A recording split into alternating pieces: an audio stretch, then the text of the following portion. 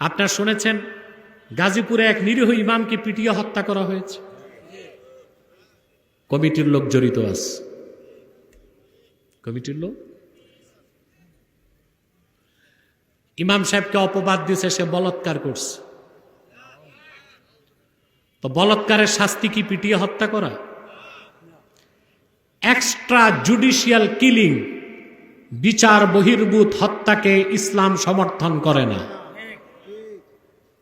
বিচার বহির্ভূত হত্যাকে প্রচলিত আইনও সমর্থন করে না। এখন পর্যন্ত নিরীহ ইমামের মামলা নেওয়া হয় নাই। ইমাম তো কবরে। কারা হত্যা করলো রইসুদ্দিনকে? কেন তাদের গ্রেফতার করা হচ্ছে না? কেন মামলা নেওয়া হচ্ছে না? বাংলাদেশে ইমাম সাহেবদের মূল্য নাই? আমি এই ময়দান থেকে সরকারকে বলছি, ইমামকে যারা পিটিয়ে হত্যা করেছে জড়িত প্রত্যেককে গ্রেফতার করে আইনের আওতায় আনতে হবে, নতুবা তার চড়া মূল্য গভর্নমেন্টকে দিতে হবে। ইমামের দোষ দিলেই হলো বলাৎকার করছে, সাক্ষী লাগবে না?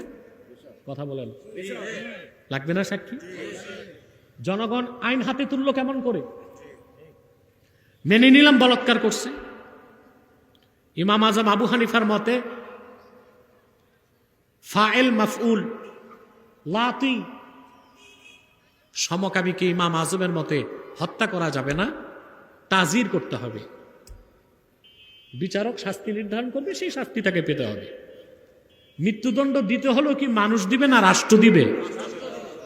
এই যে এক্সট্রা জুডিশিয়াল কিলিং, বিচার বহির্ভূত হত্যাকাণ্ড, এটাকে সমর্থন করার সুযোগ না।